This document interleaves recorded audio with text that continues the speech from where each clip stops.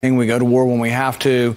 I think it's also important for the American people to know that presidents don't get to make this decision. Congress has to vote on whether we go to war. You know, there's a lot of talk now after the statement from Bob Mueller yesterday. Quickly on that, Justin Amash, the Republican from Michigan, he's calling for impeachment. Here was the tweet that went out just seconds after Bob Mueller started talking. The ball is in our court, Congress. What do you think of that?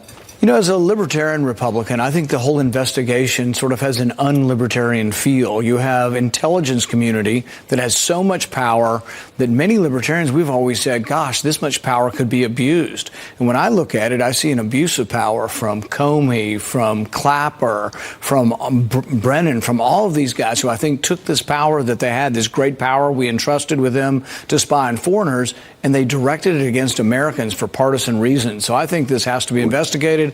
And I think it's wrong for any Republican to think, oh, gosh, this is a legitimate investigation. I think it's a very partisan investigation. You have been one of the leading voices against the FISA courts, absolutely, suggesting that it needs to be reformed. I do believe Bill Barr is looking at the same thing here.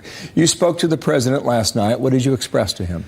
Well, the president tells me, both publicly and privately, that basically he doesn't want this to happen to other people, whether it's a Democrat president or political activists, you know, Republicans, Democrats. He doesn't want our intelligence community to be used for partisan reasons.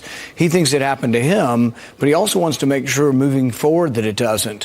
What I've been promoting to the president is basically the idea that this is intelligence information that's gathered with a lower standard than the Constitution, that they shouldn't look at this database for an American's information unless you have a warrant. So for General Flynn, they should have gone to a court and asked for a warrant. We want to listen to General Flynn's conversation. They didn't do that.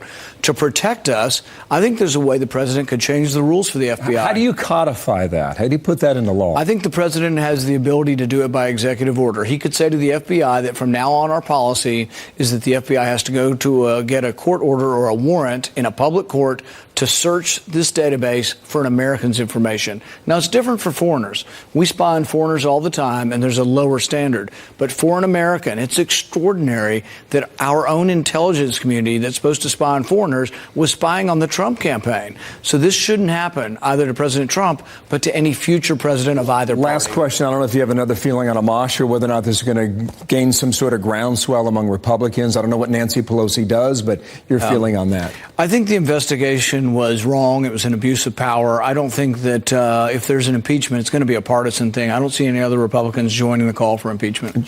Senator, thank you for your time. Rand Paul, the Republican from Kentucky. Thank you, sir. All right, back over to Sandra now. We are awaiting an emotional ceremony.